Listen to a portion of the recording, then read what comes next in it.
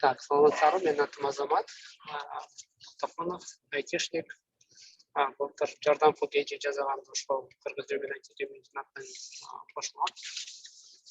Анан быйыл ошол жардам пакетини бет жардамга алмаштырып, анан концепциясын да башкача кылып жазган атабыз. Анан ошол жөнүндө сүйлөшөбүз, кененирээк айтып берем. Анан так, кийинкиге бере берейин, Айсат Ажитназарова. Өзүңүз тааныштырып, анан кийинкиге берсеңиз.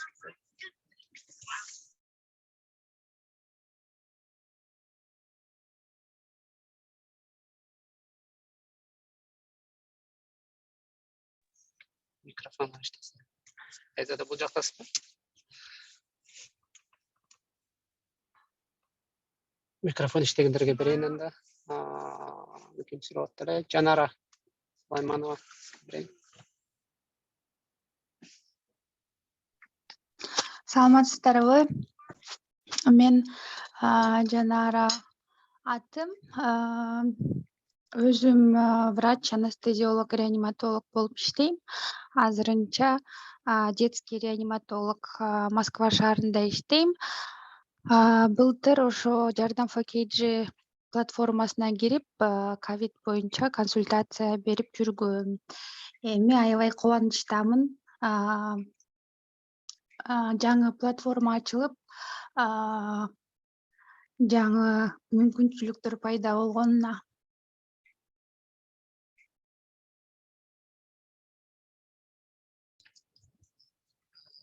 Сөздү кийинкиге берип коесузбу же? Мурат берели анда. Мурат бул жактасыңбы?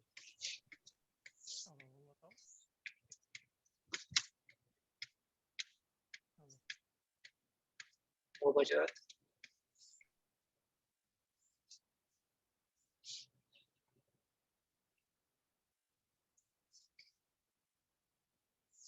Ладно, анда биз убакытты көп коротпой эле мындай айтып кетейинчи, анан сүйлөшүп атканда дагы ким каяктан экенин айтып атам.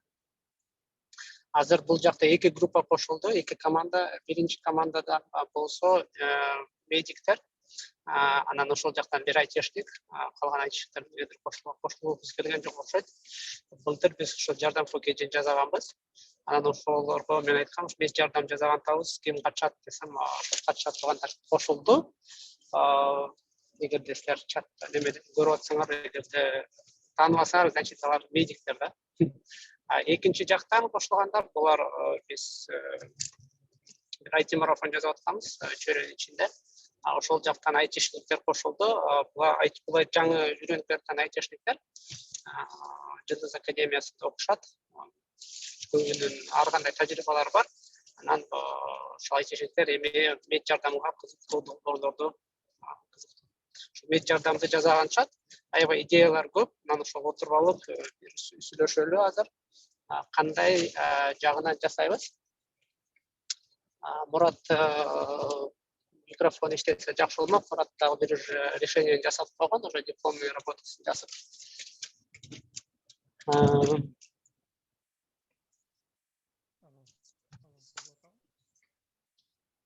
Жок, мен уккан жокмун. Мен угуп атамын, сүйлөп койгончу. Угулуп атасыз агай? Мурат угулган жок, бирок.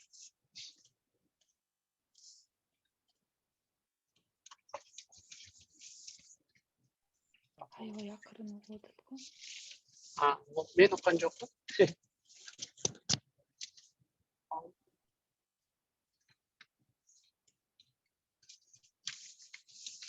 Көрүп атасыздар, Мурат сүйлөгөн. Аябай. Жана кичине акырын угулуп аткан, вообще албай калды го азыр. Микрофон басып.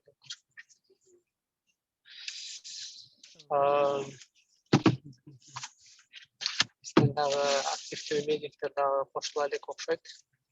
Гүлсина, Айым. Мейкүнгүл азыр кошулат болуш керек.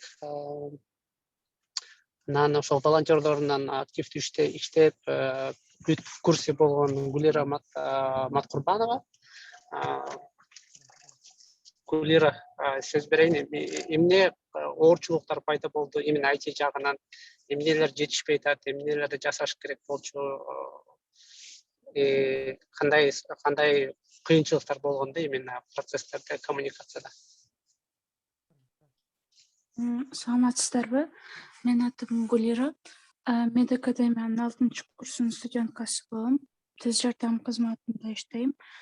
Былтыр Жардам for Kids платформасы менен иштеген болчук. IT жагынан ошо Азамат байке, а можно сделать так, чтобы номера врачей, которые консультируют, не высвечивались?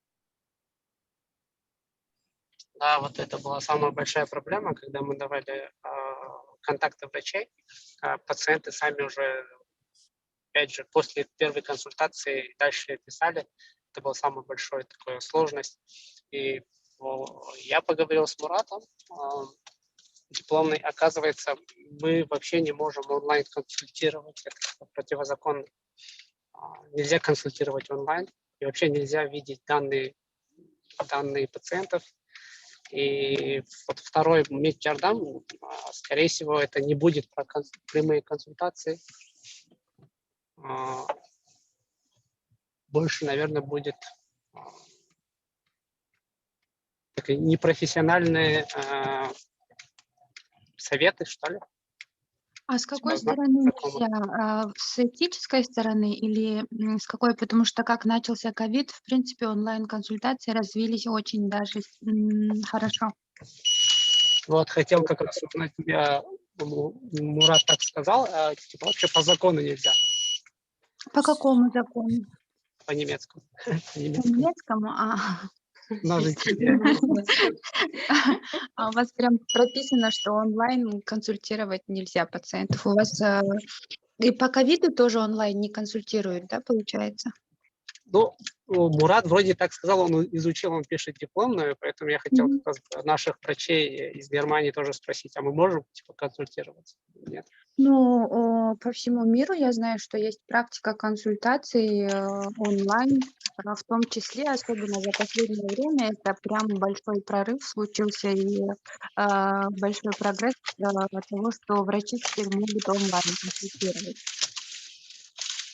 В плане того, что наши номера высвечивают, это действительно проблема, потому что, в частности, мой номер из своего опыта могу сказать, он уже пошел по рукам, и уже мне писали через уже совсем другие люди и говорили, вот, помогите, вот, ну, в плане этического, ну, как бы с этической стороны и так, в принципе, тоже вот свои личные данные передавать не очень. Они не просто начали писать, они звонить начали. Вот это немножко настораживает. У меня тоже несколько раз такая ситуация была, но мы как-то, с Гульсиной Джана Раче как-то разобрались, потихоньку проконсультировали. Но все-таки как-то неудобно, когда ты что-то делаешь, незнакомый номер звонит и просит, не знаю, они даже не Просит, представляют. требует. Да, требует. Такая неудобная просто ситуация. А по поводу недостатков я Мурату все писала. У врачей, которые с нами совместно работали, у всех спросила про недостатки, все свое мнение высказали, и все переслала Мурату. В этом плане уже все, мне кажется, разрешено. Понятно. Так, давайте я теперь попробую сформулировать, что мы хотим сделать или что я хотел бы сделать. IT-команда тоже уже очень много идей сгенерировала. Я думаю в сторону медицинского туризма и медицинского про ЗОЖ, здоровый образ жизни. По ЗОЖ мы сейчас как раз вот с психологами пишем статьи на кыргызском языке. Кыргызская психология деген проект. Там пока немного психологов. И вот получается по ЗОЖ мы могли бы лучшие практики, как быть здоровым деген сякту, писать статьи на кыргызском, да, кыргызча. И второе, медтуризм боюнча так как у нас много врачей из Германии, и нам уже так и так, наверное, врачам многие пишут, типа, вот, рак, типа, куда мне надо лечиться, или какое-то мне лекарство надо, или помогите дать контакты, или помогите там договориться. И тогда у нас будет типа информационный сайт, где люди будут знать, какие есть медучреждения в Германии именно по сложным онкологическим болезням, куда можно обратиться, какие есть врачи, какие есть клиники, праксисы. И такие же информации будут по Турции и по Израилю. И мы попробуем выйти. И, скорее всего, уже много агентств, которые этим занимаются. И у нас будет список этих агентств. И когда у нас будет тех же врачам писать, знакомые, там, да, просто мы дадим ссылку на сайт, скажем, здесь все написано, там есть все куча агентств, там есть клиники, там, короче, база, которые мы будем как раз вот сами заполнять. И этим как раз будет эти команды иштейт, врачи будут там говорить, что надо писать или откуда, или будут проверять. А айтишники это все будут закидывать на сайт и делать промоушен, SMM, то есть генерировать контент для Инстаграма, для Фейсбука, для Телеграма, вот в таком направлении. Потому что COVID уже вроде как в Кыргызстане сами уже могут консультировать, и наши не будут такие прямые консультации, да, по COVID, а будут общие консультации, например, онкобольной или там какие-то, если они хотят там екінші мнение уайын десе, и бияқтағы врачтар там өзінің опытымен бөліседі, или если там лекарство керек болса, тоже скажут, а у нас лекарство здесь очень дорого, стоит, например, там 3000 евро, депче, и они будут знать, 3000 евро и у нас еще параллельно очень много других проектов, через которые мы будем как раз эти лекарства покупать и помогать людям собирать деньги, чтобы привезти сюда, или там вместе с агентствами вот так вот работать. Примерно такой план. Бізге тағы Бурулай қосылды. И Мейкингүл Алымбаева қосылды, тоже врач. Мейкингүл, им саламатсыз ба? Слышите нас? Саламатсыз, да, слышу. Да, мы по чуть-чуть познакомились, тоже можете про себя рассказать и поделиться мнением, что вы хотели бы видеть в Медчардамда, как вы это видите. Я извиняюсь, Азамат, я не с самого начала присоединилась, чуть-чуть только в конце услышала по поводу консультации, да. Меня зовут Мейкингүл Алымбаева, кыргызча айтыш керек, атым Мейкингүл Алымбаева, мен өзүм биякта терапевт болуп иштейм Германияда. Эмне деп айтайын дедим эле, сайт боюнча, да, по поводу консультации. Орусча эле айтайынчы, кечирип койгула мени. В общем, по поводу консультации, дело в том, что вообще консультация – это дело сложное, да, особенно онкологические больные, там должен консультировать специалист-онколог, да. У нас здесь медиков разных специальностей, есть, конечно, среди нас и онкологи, но по идее консультировать должны именно специалисты, да, то есть многие из нас не являемся специалистами, мы как бы являемся ассистент-артами, но мы, конечно, на пути к этому.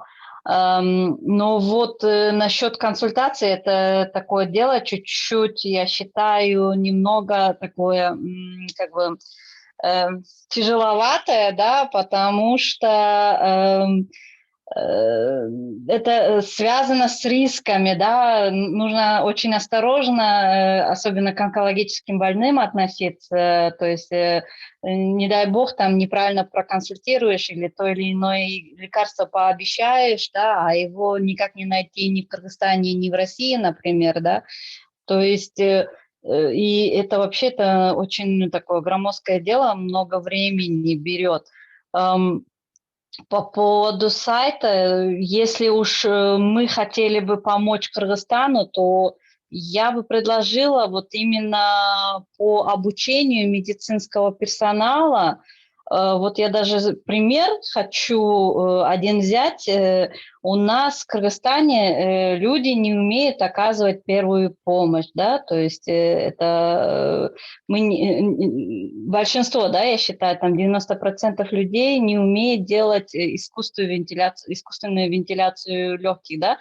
Вот, например, вот, как бы вот такие вот обучающие ролики было бы хорошо, если бы мы вот на Фейсбуке, например, в Инстаграм выставляли бы вот такие короткие ролики, как оказывать больному первую помощь, например, при анафилактическом шоке, да, когда идет аллергическая реакция для медперсонала, например, или для немедиков, да, как оказывать, например, первую помощь, если человек лежит без сознания, например.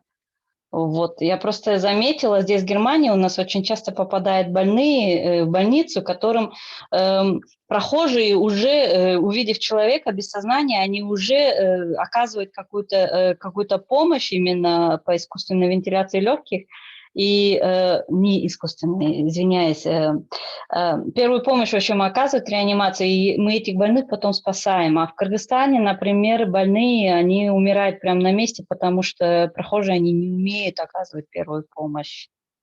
Вот это было мое предложение. Ага, спасибо большое, Мейкман Галиджа. Ну вот смотрите, про консультации, когда я говорю как раз в контексте Jardam for KG. То есть мы не напрямую консультируем, да, то есть мы не говорим, как ты должен сейчас вылечиться от ковида, а мы, например, к нам обращаются из регионов, да, и если мы видим какие-то симптомы, что человек реально как бы тяжело болеет, и он должен пойти к врачу, то есть он не должен дома сам лечиться или не должен там, он должен там в Бишкек приехать, в Нарын, то есть в районный центр и там показаться врачу, а до этого он может получить как раз онлайн типа поддержку медика, который скажет, вот да, ты болеешь, давай мы тебе те контакты дадим, врачей настоящих, и ты должен там проконсультировать. То, что мы, например, по ковиду обсуждали, что мы не будем оказывать напрямую там консультацию, а направим врачам, и врачи же на местах должны решать. И второй вопрос как раз то же самое. То есть если человек скажет, подскажите, типа, куда я должен обратиться по вот этим типа сложностям. Я хочу, например, приехать в Германию и в Германии вылечиться, да, и у нас должно быть, там, не знаю, список этих, или там, куда должен написать, ты должен вот туда написать, туда.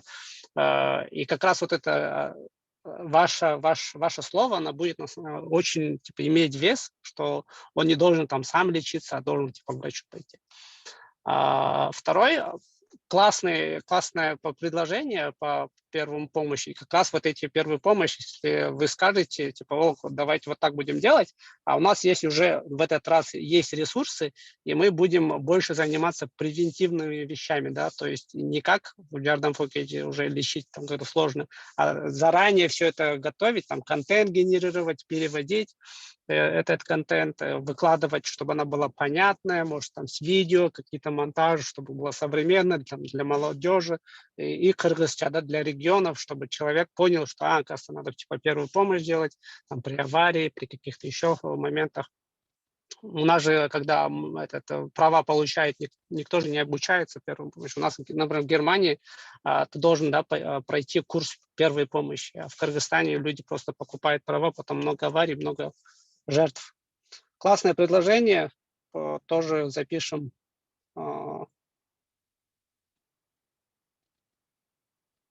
Так, давайте передадим слово еще, у нас вот Аскат Абдыкеримов подключился.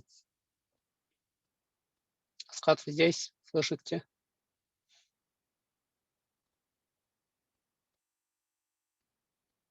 Можно включить микрофон, если здесь, если можете говорить. Бурулай была, что-то она ушла. Вот, Аскат. Так, да, я здесь. Здравствуйте всем.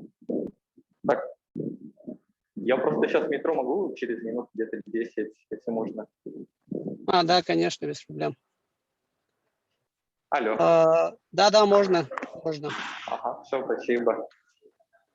Так, давайте Спасибо. тогда дадим слово Мырзаим Аскарова, она как раз ведет МИД Jardam от айтишников, менеджер, много очень идей генерирует.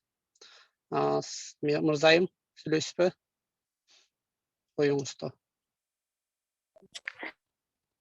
Саламатсыздарбы? Биз Меджардам долбоор боюнча иштеп жатабыз. Азыр биздики онлайн консультация боюнча мындай идеяларды кошуп ошону жасап келатканбыз. Бирок онлайн консультация оказывается эме болуп калат экен да, мындай ошо азыр Азамат агай айткандай, врачтар ошо өзлөрүнүн немелерин айта албайчы. Биздики ошондой идея болчу да азыр, бирок биз дагы ошол мындай через видео аркылуу консультация кылып, мындай тартып, элге ошол аркылуу жардам берсек деген ой болчу. Ошондой пункттарды да жасап атканбыз, страницаларды. Анан жана суроо жооп дегенди дагы кошолу дегенбиз да. Эң биринчи ошол мисалы ошол сайтка киргенде элдер өзүнүн суроосун ошол бир страницадан таба ала тургандай идеяны киргизгенбиз. Биз ошол эң биринчи ошону кылсакпы деп ошол онлайн консультацияга кайрылыш үчүн ал форма аркылуу ал жерге өзүнүн номерлери жазылбайт ал сайттачы. Мисалы ошол специалисттин, врачтын номери ал жерге эч кандай номери, данныйлары жазылбай эле алге именно через ошол форма аркылуу өзүнүн данныйларын жазат. Анан ал жерге өзүнүн почтасын жазып туруп, анан ошол аркылуу если ошол адамдын кандай көйгөйү болсо, ошол ошону мындай чат аркылуу жазышып, сүйлөшүп туруп, анан мындай прямой ошол врач менен сүйлөшө тургандай кылып ошондой идеяны киргизип атканбыз да биз. Ошол азыр мен көрсөтөйүн дегем сайтты, мындай примерно мынтип. Азыр мен мүмкүнчүлүгүм болбой атат. Бир жерге кетип калдым эле ошо. Дагы болот мүмкүнчүлүк. Азыр форма менен сложный кылбай деле кылсак болот. Азыр Zoom деле бар да. Биз мисалы жардам фокежи баштап атканда Zoom жаңыдан кирип барат, еще адамдар бир элек болчу да. Азыр Zoom оңой болуп калды. Zoom'ду ачып туруп эле ссылканы жиберип, через Zoom аудио менен консультация алып койсо болчудай болот болуш керек, если биз консультация кыла турган болсок. Ага чейин, если биз бири жүз менен иштеген, отам. Бизде мындай болгондо, биз өзүбүздүн команда менен жолугуп сүйлөшкөндө көп мындай эл, то есть карапайым элдер, то есть айыл жергесинде жашагандар көбү Zoom дегенди эмне экенин билбейт, ага киргенди билишпейт. Анан ошон үчүн мындай WhatsApp аркылуу либо ушундай эме эле Telegram аркылуу ошондой аркылуу мындай сүйлөшсөкпү деп ошондой киргизгенбиз да. Но мен кайра ойлонуп, азыр деген могу ковид башталганда окуучуларды Zoom аркылуу окутушту да. Анан айыл жергесиндегилер Zoom'ду билет болот деп, анан ошол Zoom'ду дагы медиа консультация беле ошондой кылып биз киргизгенбиз да.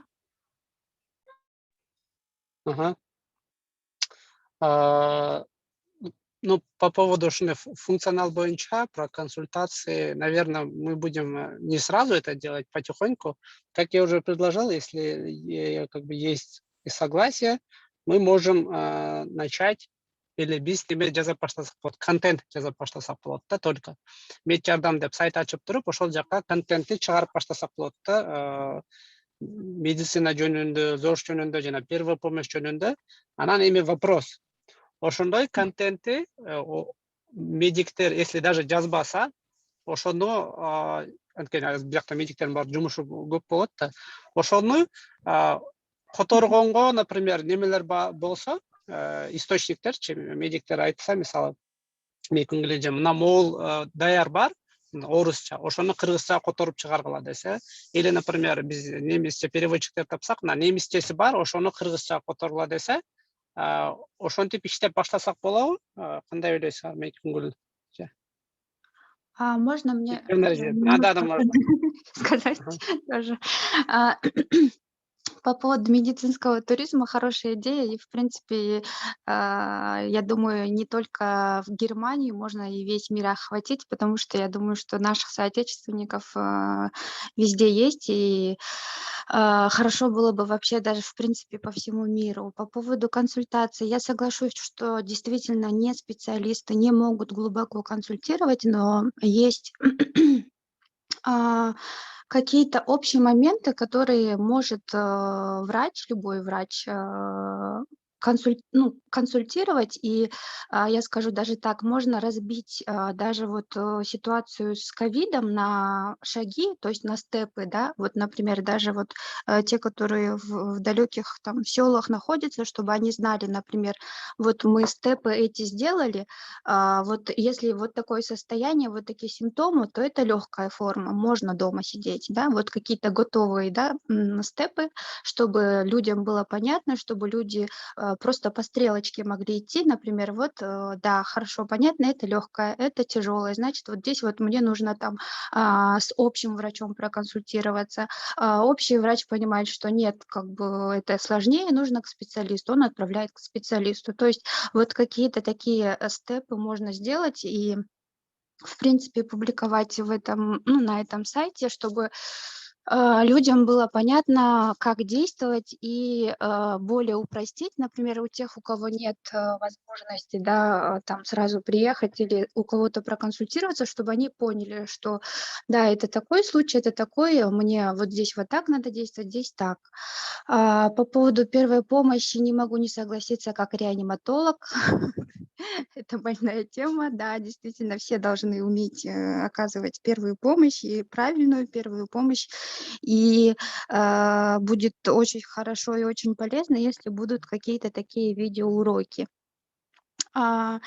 Если есть место еще для предложений, то, в принципе, для медиков тоже, мне кажется, было бы хорошо на уровне медтуризма такого же сделать информацию для поступления медиков там где-то по всему миру. Ну, например, там вы можете с Германии там посоветовать вот какие-то тоже степы или какие-то места. Наверное, наша молодежь тоже задается этим вопросом, и эта информация тоже была бы полезна, со стороны медиков, со стороны студентов-медиков.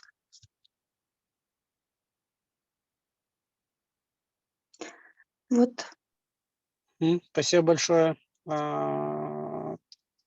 Так, Мурат нам написал в чат насчет врачебной тайны. Я так понял, то, что мы собираем анамнез и то, что они предоставляют, то есть айтишники их не должны были видеть, потому что это защищается законом. Вот этот момент мы должны учесть, и если будем прорабатывать консультации, впредь такое не делать. Классная идея, поддерживаю. Значит, если у вас есть такие предложения, мы можем в этом направлении начать работать. Скорее всего, тогда мы откроем один большой чат и раздадим бейджики, как в старом. Есть врач, есть IT-саппорт, есть волонтер. Три уровня. И будем дальше коммуницировать и строить сайт. Бурулай, келдің, может, что-нибудь тоже расскажешь, как волонтер? Нет, не расскажешь.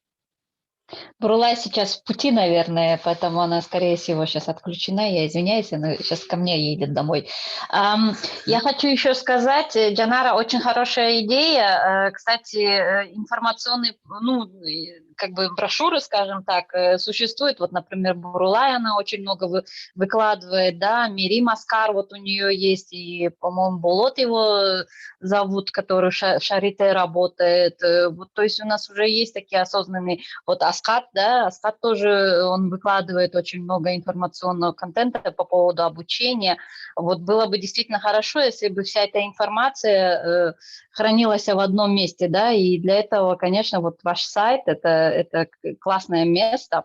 По поводу консультации, Азамат, я так поняла, что мы хотим, наша цель именно консультировать, наверное, периферию, да, то есть не центральные города, а периферии, да, вот отдаленные районы, где люди просто не доходят до врачей из-за отсутствия врачей на месте, да, и чтобы мы как-то могли даже банальную простуду лечить, скажем, там, при помощи онлайн-консультаций, да, вот мне кажется, это вот тоже была бы хорошая вещь, потому что на местах есть, в некоторых аилах там даже фельдшера нету, да, там даже медсестры нету, а в принципе аптеку можно найти и лекарства можно купить, да.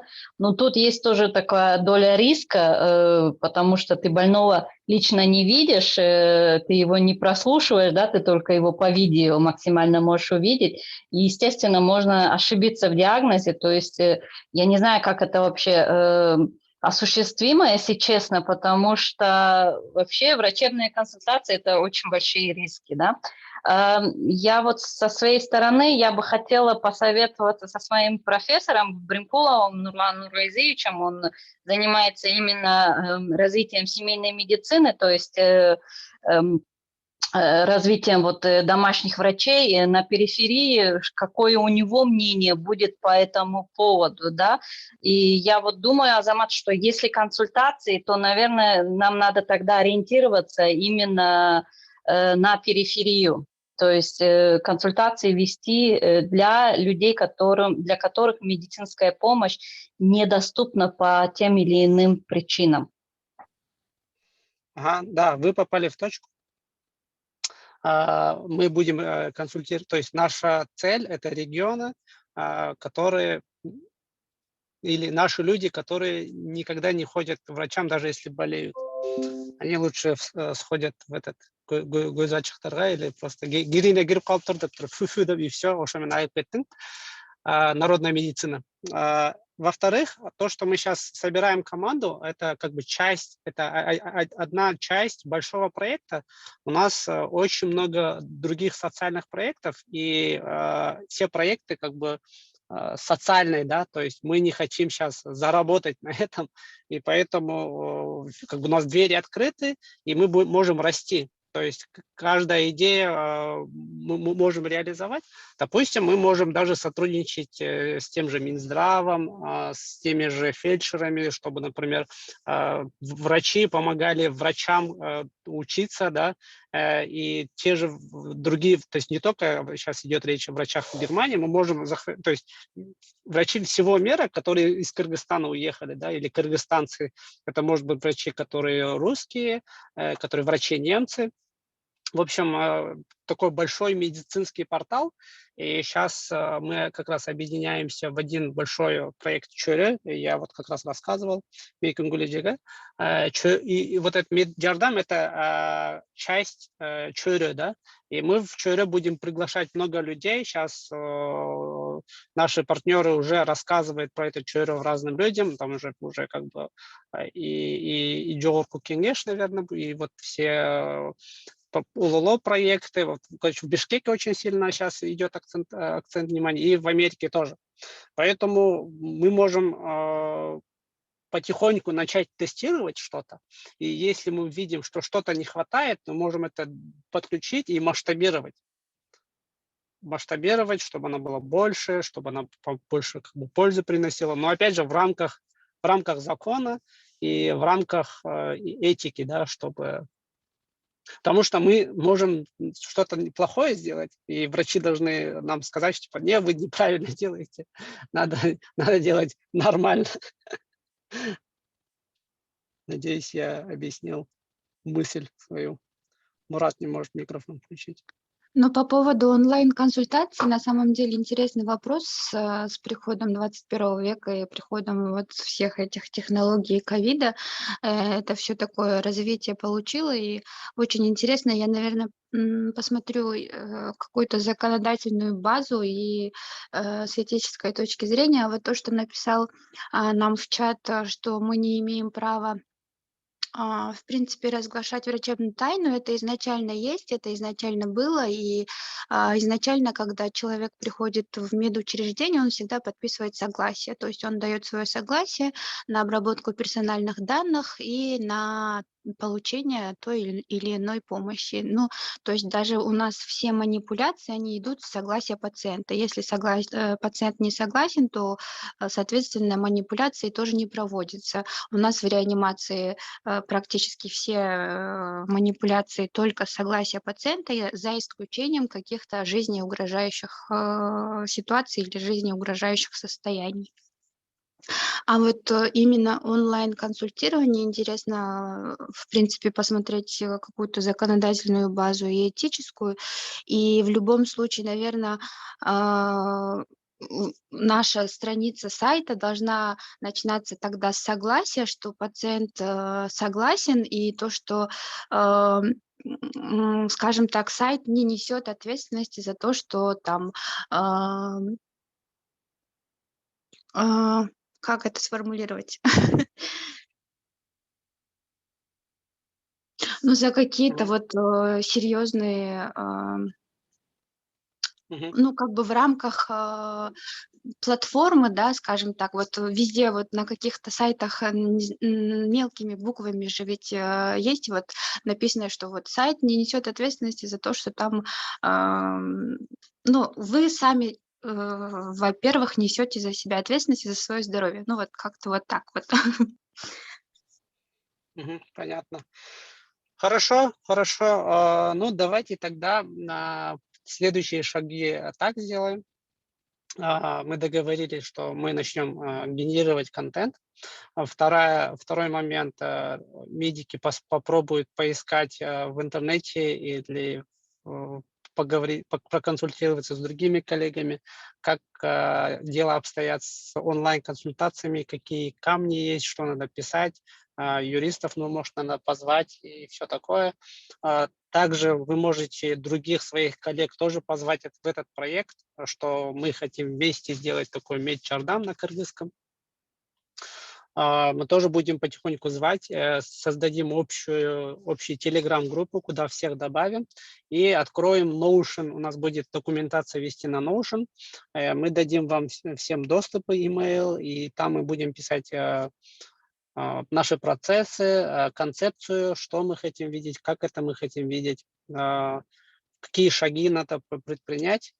Если у вас не будет получаться в Notion там что-то сделать, наши айтишники вам будут консультировать вас по Zoom, также можно общие там Zoom встречи делать, покажут, куда надо нажимать, что надо тыкать.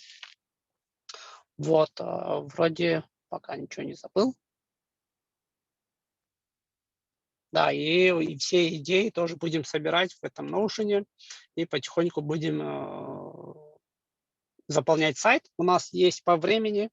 Мы запустим первую версию сайта уже в следующем месяце, в ноябре. Нам нужно выбрать название. Ну, если все согласны, Медчардам будет название Медчардам, или если другое название. Делаем логотип, купим домен, поставим хостинг, и туда будем выкладывать наши статьи на кыргызском, и их будем распространять. Откроем там Инстаграм, Фейсбук, Телеграм, и туда будем распространять информацию, которую мы подготовим. Вот. И потом уже, когда будет больше информации по поводу онлайн-консультации, и дальше мы уже будем думать, кто будет консультировать, как это будет консультация идти, надо ли это делать и все такое. Что думаете на этот повод?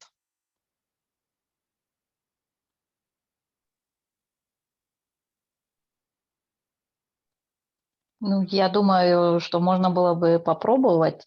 По поводу врачебной тайны, ну, у меня такая вот идея. Мы же каждого больного, в принципе, номер каждому больному давали, да, то есть как бы можно, когда волонтер, скажем так, собирает информацию, я не знаю, как будут эти консультации сейчас в будущем проходить, но при сборе анамнеза, например, можно сразу больного напрямую спросить, желает ли он, чтобы его данные были открыты или закрыты, да, если он откажется, чтобы данные его были открыты, то просто данному больному ставишь номер, да, и дальше он идет просто как бы номер такой-то, такой-то, да, и тут, в принципе, тут уже сохраняются его личные данные, да, то тогда уже не выдается дата рождения, скажем, там просто возраст, это тоже очень важно, возраст и пол, это важные вещи, без этого никак, да, но вот как бы имя, фамилия тогда скрывается, вот, и, в принципе, это тоже относится к Datenschutz.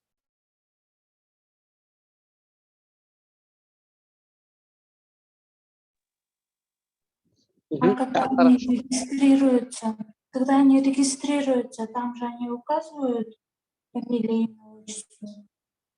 А с этим как? Не, ну мы Вот можем все переделать, типа, чтобы ничего не указывал, только Вот я и контакт. говорю, при регистрации просто спросить у больного, ну, как бы не спросить, я не знаю, можно же две кнопки сделать, вы согласны, да, нет. Если он пишет нет, то просто номер дается этому больному, и как бы дальше там врач при знакомстве с ним, он может и сам спросить у больного, как его зовут, да, как бы это тоже без проблем, как бы, я считаю. Ну да, в любом случае, получается, сайт должен начинаться с согласия пациента, как и, в принципе, все сайты, да, начинаются, все серьезные дела начинаются с принимаете ли вы условия конфиденциальности, принимаете ли вы условия сайта и согласны ли вы на обработку персональных данных. Но в любом случае консультация юриста необходима, да, прежде чем вот Да. вообще вот эти вещи организовывать. Ладно, COVID это был нотфаль, да, как бы это необходимость была, но вот в данное время я считаю, что это все тогда надо на законодательном уровне, чтобы было по всем правилам, да. То есть нам нужен грамотный юрист. Мгм. Желательно с медицинскими корнями, чтобы разбирался в медицинских вопросах тоже.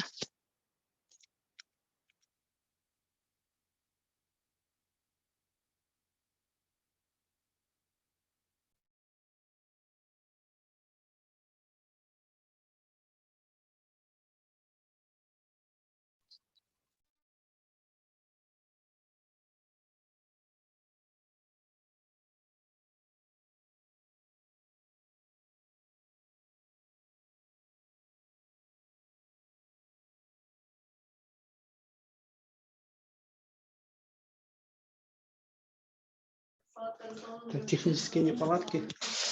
Ну тогда, наверное, договорились. Пока, наверное, на этом остановимся, и дальше уже будем коммуницировать в чате. И можно будет собираться, например, раз в 2 недели в общее собрание. А так в чате можем дальше обсудить, если вы согласны.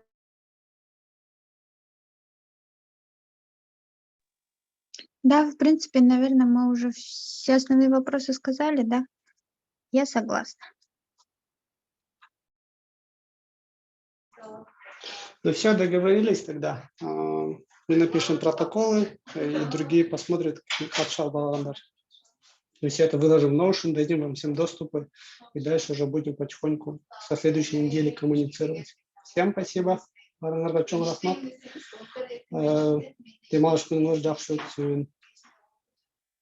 Спасибо и вам.